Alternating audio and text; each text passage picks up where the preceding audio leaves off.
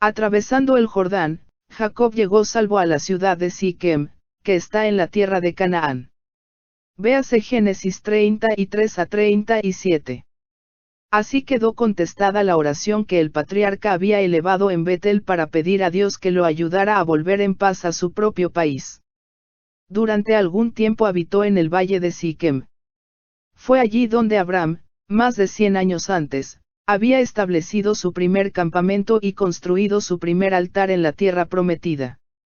Allí Jacob compró a los hijos de Hammer, padre de Siquem, por 100 monedas, la parte del campo donde había plantado su tienda, erigió allí un altar y lo llamó el Elohe Israel. Como Abraham, Jacob levantó junto a su tienda un altar en honor a Jehová, y ante él congregaba a los miembros de su familia para el sacrificio de la mañana y de la noche. Fue allí donde cavó un pozo el cual visitaría 17 siglos más tarde el Salvador, descendiente de Jacob, y mientras junto a él descansaba del calor del mediodía, habló a sus admirados oyentes del agua que brota para vida eterna. Juan 4, verso 14. La permanencia de Jacob y de sus hijos en Siquem terminó en la violencia y el derramamiento de sangre. La única hija de la familia fue deshonrada y afligida, 2 hermanos de ésta se hicieron reos de asesinato, una ciudad entera fue víctima de la matanza y la ruina, en represalia de lo que al margen de la ley había hecho un joven impetuoso. El origen de tan terribles resultados lo hallamos en el hecho de que la hija de Jacob salió a ver a las hijas del país, aventurándose así a entablar relaciones con los impíos.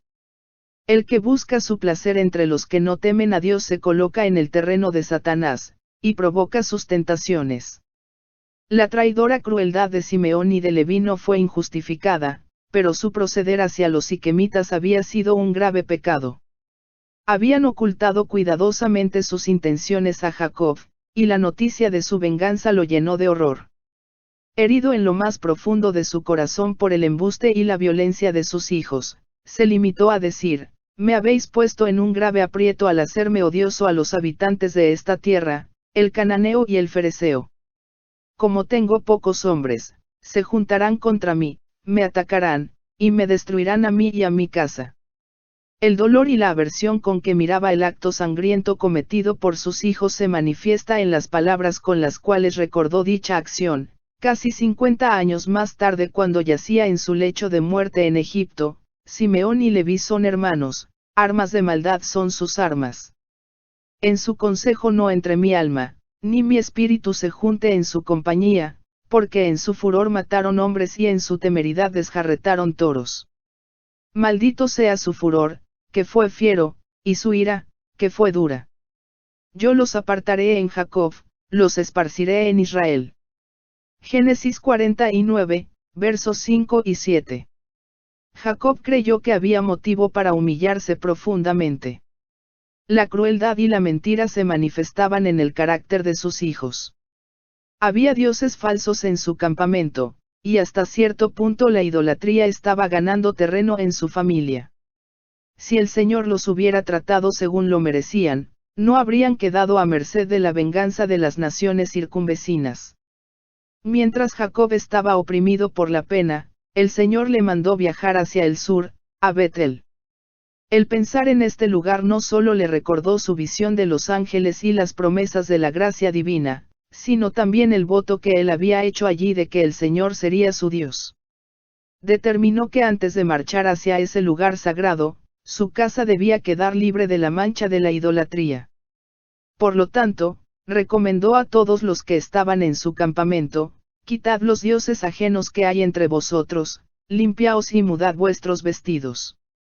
Levantémonos y subamos a Betel, pues y allí haré un altar al Dios que me respondió en el día de mi angustia y que ha estado conmigo en el camino que he andado. Con honda emoción, Jacob repitió la historia de su primera visita a Betel, cuando, como solitario viajero que había dejado la tienda de su padre, huía para salvar su vida, y contó cómo el Señor le había aparecido en visión nocturna. Mientras reseñaba cuán maravillosamente Dios había procedido con él, se enterneció su corazón, y sus hijos también fueron conmovidos por un poder subyugador, había tomado la medida más eficaz para prepararlos a fin de que se unieran con él en la adoración de Dios cuando llegaran a Betel. Ellos entregaron a Jacob todos los dioses ajenos que tenían en su poder y los zarcillos que llevaban en sus orejas, y Jacob los escondió debajo de una encina que había junto a Siquem. Dios infundió temor a los habitantes de aquel lugar, de modo que no trataron de vengar la matanza de Siquem. Los viajeros llegaron a Betel sin ser molestados. Allí volvió a aparecer el Señor a Jacob, y le repitió la promesa del pacto. En Betel, Jacob tuvo que llorar la pérdida de una persona que había sido por mucho tiempo un miembro honrado de la familia de su padre, Débora, la nodriza de Rebeca, que había acompañado a su señora de Mesopotamia a la tierra de Canaán. La presencia de esta anciana había sido para Jacob un precioso vínculo que lo había mantenido unido a su juventud, y especialmente a su madre cuyo cariño hacia él había sido tan fuerte y tierno. Débora fue sepultada con tanto dolor que la encina bajo la cual se cavó su tumba, fue llamada la encina del llanto. No debe olvidarse que el recuerdo, tanto de esa vida consagrada a un servicio fiel como del luto por esta amiga de la casa de Isaac, fue considerado digno de mencionarse en la palabra de Dios. Desde Betel no había más que 2 días de viaje hasta Hebrón, pero en el trayecto Jacob experimentó un gran dolor por la muerte de Raquel. Había servido por ella 2 veces 7 años, y su amor le había hecho más llevadero el trabajo. La profundidad y constancia de su cariño se manifestó más tarde, cuando Jacob estaba a punto de morir en Egipto y José fue a visitarlo. En esa ocasión el anciano patriarca, recordando su propia vida, dijo: cuando yo venía de Padan Aram se me murió Raquel en la tierra de Canaán, en el camino, como media legua antes de llegar a Efrata, y la sepulté allí, en el camino de Efrata, que es Belén. Génesis 48, verso 7. De toda la historia de su familia durante su larga y penosa vida, solamente recordó la pérdida de Raquel. Antes de su muerte, Raquel dio a luz un segundo hijo. Al expirar, llamó al niño Ben-Onaí, es decir, hijo de mi dolor. Pero su padre lo llamó Benjamín, hijo de la diestra, o mi fuerza. Raquel fue sepultada donde murió, y allí se erigió un monumento para perpetuar su memoria. En el camino a Efrata, otro crimen repugnante manchó a la familia de Jacob, y, como consecuencia, a Rubén, el hijo primogénito, se le negaron los privilegios y los honores de la primogenitura. Por último, llegó Jacob al fin de su viaje y vino a Isaac su padre a Mamre, que es Hebrón, donde habitaron Abraham e Isaac. Ahí se quedó durante los últimos días de la vida de su padre. Para Isaac, débil y ciego, las amables atenciones de este hijo tanto tiempo ausente, fueron un consuelo en los años de soledad y duelo. Jacob y Esaú se encontraron junto al lecho de muerte de su padre. En otro tiempo, el hijo mayor había esperado este acontecimiento como una ocasión para vengarse, pero desde entonces sus sentimientos habían cambiado considerablemente. Y Jacob, muy contento con las bendiciones espirituales de la primogenitura, renunció en favor de su hermano mayor a la herencia de las riquezas del padre, la única herencia que Esaú había buscado y valorado. Ya no estaban distanciados por los celos o el odio, y sin embargo, se separaron, marchándose Esaú al monte Seir. Dios, que es rico en bendición, había otorgado a Jacob riqueza terrenal además del bien superior que había buscado. Los bienes de los 2 hermanos eran tantos que no podían habitar juntos, ni la tierra en donde habitaban los podía sostener a causa de sus ganados. Génesis 36, verso 7. Esta separación se realizó de acuerdo con el propósito de Dios respecto a Jacob. Como los hermanos se diferenciaban tanto en su religión, para ellos era mejor morar aparte. Esaú y Jacob habían sido educados igualmente en el conocimiento de Dios, y los 2 pudieron andar según sus mandamientos y recibir su favor, pero no hicieron la misma elección. Tomaron diferentes caminos, y sus sendas se habían de apartar cada vez más una de otra. No hubo una elección arbitraria de parte de Dios, por la cual Esaú fuera excluido de las bendiciones de la salvación. Los dones de su gracia mediante Cristo son gratuitos para todos. No hay elección, excepto la propia, por la cual alguien haya de perecer. Dios ha expuesto en su palabra las condiciones de acuerdo con las cuales se elegirá a cada alma para la vida eterna, la obediencia a sus mandamientos, mediante la fe en Cristo.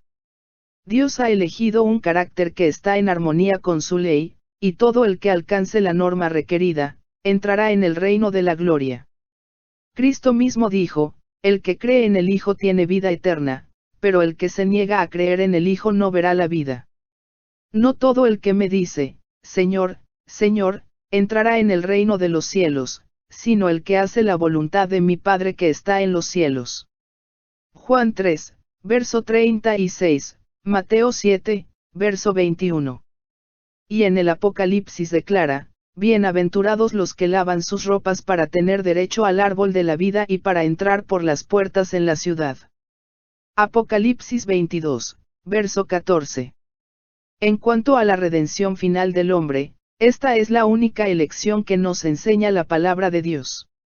Es elegida toda alma que luche por su propia salvación con temor y temblor. Es elegido el que se ponga la armadura y pelee la buena batalla de la fe.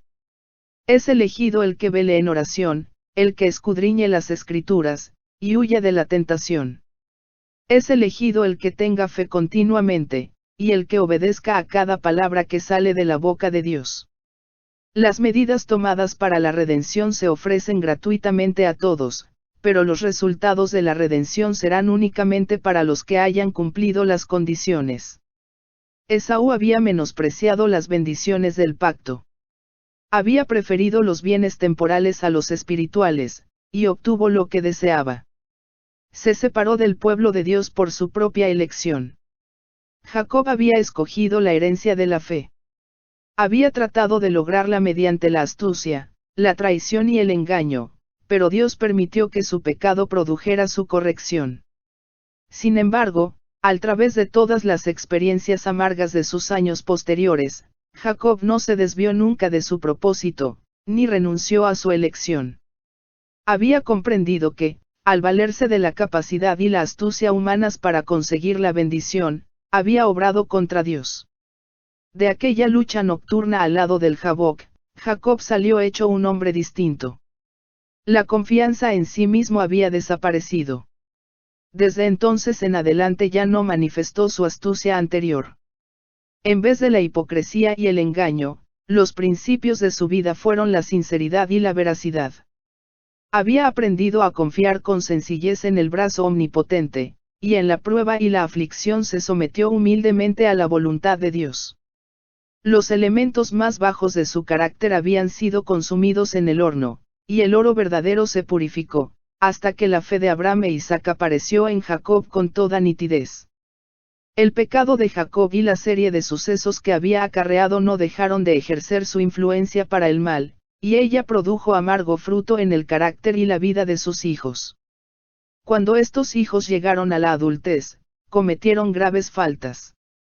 Las consecuencias de la poligamia se revelaron en la familia.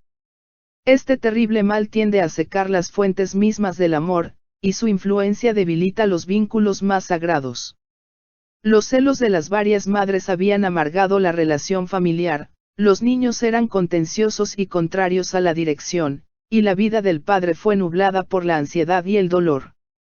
Sin embargo, hubo uno de carácter muy diferente, a saber, el hijo mayor de Raquel, José, cuya rara hermosura personal no parecía sino reflejar la hermosura de su espíritu y su corazón. Puro, activo y alegre, el joven reveló también seriedad y firmeza moral. Escuchaba las enseñanzas de su padre y se deleitaba en obedecer a Dios. Las cualidades que lo distinguieron más tarde en Egipto, la benignidad, la fidelidad y la veracidad, aparecían ya en su vida diaria. Habiendo muerto su madre, sus afectos se aferraron más estrechamente a su padre, y el corazón de Jacob estaba ligado a este hijo de su vejez. Amaba a José más que a todos sus hijos. Pero hasta este cariño había de ser motivo de pena y dolor. Imprudentemente Jacob dejó ver su predilección por José, y esto motivó los celos de sus demás hijos. Al ver José la mala conducta de sus hermanos, se afligía mucho, se atrevió a reprenderlos suavemente, pero esto despertó tanto más el odio y el resentimiento de ellos.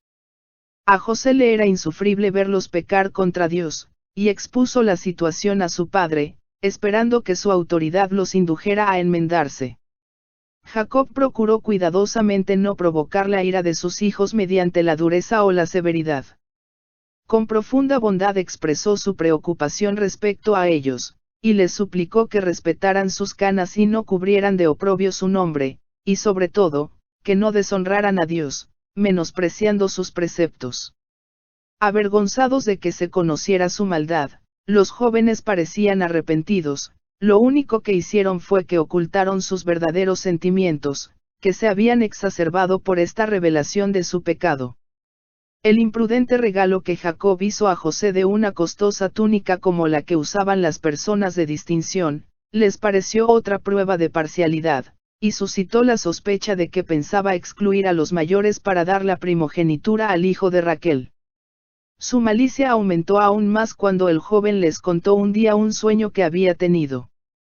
Estábamos atando manojos en medio del campo, y mi manojo se levantaba y se quedaba derecho, y vuestros manojos estaban alrededor y se inclinaban ante el mío. ¿Reinarás tú sobre nosotros, o dominarás sobre nosotros?, exclamaron sus hermanos llenos de envidiosa ira. Poco después, tuvo otro sueño de semejante significado, que les contó también: he tenido otro sueño. Soñé que el sol, la luna y 11 estrellas se inclinaban hacia mí. Génesis 37, verso 9. Este sueño se interpretó tan pronto como el primero. El padre que estaba presente, lo reprendió, diciendo: ¿qué sueño es este que soñaste? Hemos de venir yo y tu madre, y tus hermanos, a postrarnos a ti a tierra. No obstante la aparente severidad de estas palabras, Jacob creyó que el Señor estaba revelando el porvenir a José. En aquel momento en que el joven estaba delante de ellos, iluminado su hermoso semblante por el espíritu de la inspiración, sus hermanos no pudieron reprimir su admiración, pero no quisieron dejar sus malos caminos, y sintieron odio hacia la pureza que reprendía sus pecados. El mismo espíritu que habitó en Caín, se encendió en sus corazones. Los hermanos estaban obligados a mudarse de un lugar a otro, a fin de procurar pastos para sus ganados, y a veces quedaban ausentes de casa durante meses. Después de los acontecimientos que se acaban de narrar, se fueron al sitio que su padre había comprado en Siquem. Pasó algún tiempo, sin noticia de ellos, y el padre empezó a temer por su seguridad, a causa de la crueldad cometida antes con los siquemitas. Mandó, pues, a José a buscarlos y a traerle noticias respecto a su bienestar. Si Jacob hubiera conocido los verdaderos sentimientos de sus hijos respecto a José, no le habría dejado solo con ellos, pero estos los habían ocultado cuidadosamente. Lleno de gozo José se despidió de su padre, y ni el anciano ni el joven se imaginaban lo que habría de suceder antes de que se vieran de nuevo. Cuando José, después de su largo y solitario viaje, llegó a Siquem, sus hermanos y sus ganados no se encontraban allí. Al preguntar por ellos, le dijeron que los buscase en Dotán. Ya había viajado más de 80 kilómetros y todavía le quedaban 25 más, pero se apresuró, olvidando su cansancio, con el fin de mitigar la preocupación de su padre y encontrar a sus hermanos, a quienes amaba, a pesar de que eran duros de corazón con él.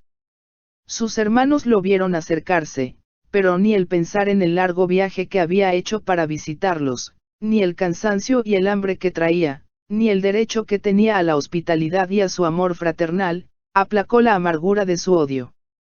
El ver su vestido, señal del cariño de su padre, los puso frenéticos.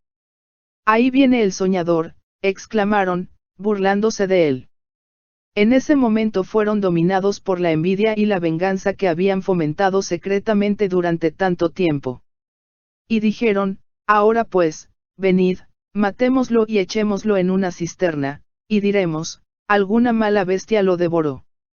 Veremos entonces qué será de sus sueños. Si no hubiera sido por Rubén, habrían cumplido su intento.